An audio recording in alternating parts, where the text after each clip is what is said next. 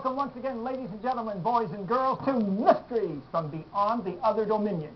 I'm your host, Dr. Franklin Ruehl, and today, a special segment, The Amazing World of Military Fact and Fiction. Yes, I said military fact and fiction. For example, we'll investigate the first man to die pursuing a UFO, reveal the secret of Fort Sumter, tell you about the Phantom Army of Mount Kilimanjaro, investigate the intriguing Bat Bomb, and critique the military sci-fi film, The First Man into Space, and cover other intriguing subjects, time of course permitting.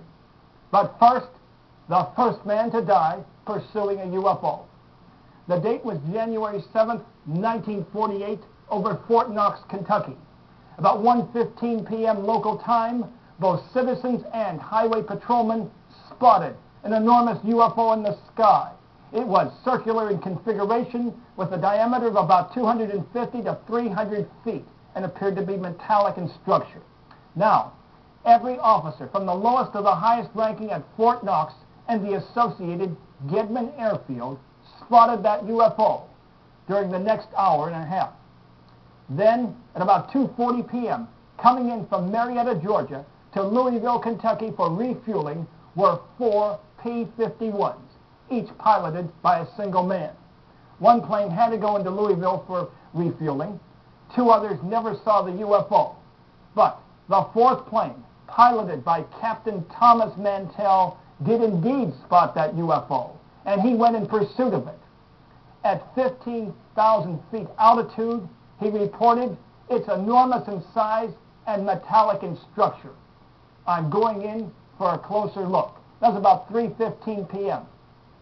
5 minutes later, Mantell's plane had crashed to the ground, Mantell dead. Now, the military at the time said that it was actually a weather balloon, their usual excuse.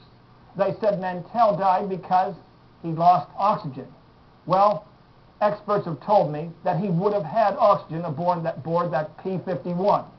Moreover, I asked if he was losing oxygen, suffering anoxia, as he increased in altitude. Would not his transmission have been somewhat garbled, something like this? "I'm going in for a closer look." Instead, he said, "I'm going in for a closer look," and that was the end of all communication. Now, intriguingly, in 1964, the government debunked their own hypothesis. They said it wasn't a weather balloon, rather, it was the planet Venus. Now, on that date, Venus was only half of its maximum brightness. How could a veteran pilot, and Mantell had flown over 100 combat missions during World War II, he was no rank amateur, how could he mistake the planet Venus for a UFO? A man like that would know the difference between a star and a starship. Now, I should point out that we can check out two factors in this case. It's unlike many UFO cases. First of all, we can send the pilot up, of course with a co-pilot, to find out if you would lose consciousness going from 15,000 feet to 20,000 feet without any oxygen, and also hear how your transmission would sound. Secondly, on any January 7th over Fort Knox, we can send up a plane and see if there is any way possible that a pilot could mistake the planet Venus for a metallic UFO. I personally don't think so.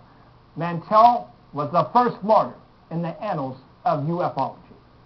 Now, until next time, may the power of the cosmos be with you. Yes, yes, yes.